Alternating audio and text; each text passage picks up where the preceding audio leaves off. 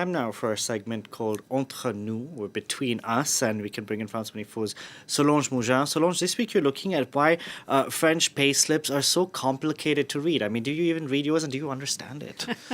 That is the big question. Many people in this newsroom do not understand theirs, and many people in France as well. But before we get into why they are so hard to understand, let's dig into why we're talking about this. France's Minister of Economy and Finance, Bruno Le Maire, is presenting tomorrow to the French cabinet his plan to simplify French payslips. Now, this is part of a larger push by the government to streamline some aspects of French bureaucracy. In regard to pay stubs, France may indeed be the champion of the world when it comes to complex slips. Now, on average, there are about 50 lines on a French one, whereas in Belgium, the UK, Spain, the average is about 15 to 16 lines of texts and deductions. Now, it's even less than that in Spain, in Japan, and in the US.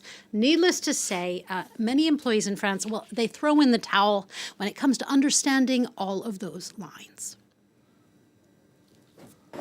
What I look at especially is how much I'm going to make, the net. If there are bonuses, overtime hours, we often don't know where to look, so you have to decipher the payslip. I don't understand all the lines. What interests us is the take-home pay. Now, the government's plan is not a complete overhaul. It wants to reduce the number of deduction lines to around 30 in order to, according to the government, help employees and employers who will have until 2027 to make sure that their stubs are streamlined. So clearly the government realized that this is an issue because previous governments have tried to tackle this in the past, right? They have. In French, these precious documents are called fiches de paie or bulletins de paie, and they first actually became mandatory in 1931 when, at the time, they were simply handwritten slips of paper given out with cash envelopes. Now, over the decades, the lines corresponding to different taxes and deductions, like retirement, like healthcare, unemployment, they were added. And this gets to the heart of why French pay slips are so complex. They're a reflection of the many social protections and the government bodies that this money goes to. Now, employees contribute every month to them, which is the difference between gross pay, or brut, as we say in French, and net pay, or what we take in our pockets, get in our pockets at the end of every month. It's about 23% less between the two. Now, on top of that, the employers also pay what's called charge patronale.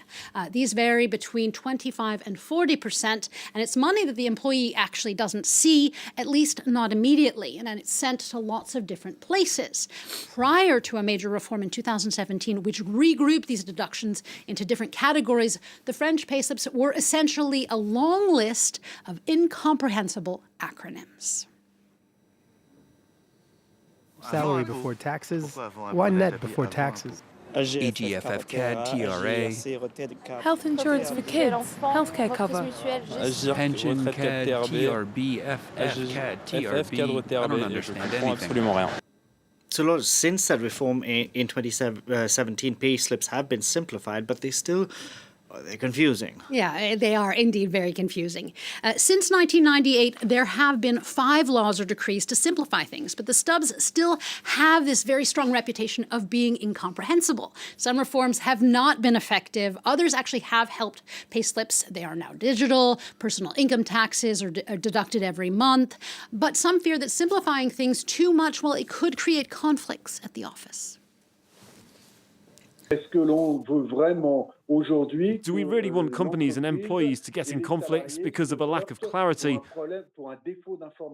A payslip is a source of information. It allows people to know why, at the end of the month, they receive this or that amount of money. Now, according to the government's plan, employers will have to provide a line-by-line detail of where all of that money goes if the employee requests it, even if it isn't detailed on your payslip. And the government also is giving employers until 2027. Employers will have to hold on to the payslips for 50 years, or at least until the employee is 75. As for us employees, well, we're supposed to hold on to our payslips our entire lives, even if we don't fully understand them. Well, another thing that's on the pay slips besides your salary is how many days leave you have left. Yes, indeed. And the date you join the company. Yes, and that alone is quite complicated. Because I know how to read that. Yeah, it shows what you're going towards, what you're accruing for the next year. Solange, thank you very much for that. Solange Mougin there breaking down the very complicated French pay slips for us. More news coming up with me. Stay with us.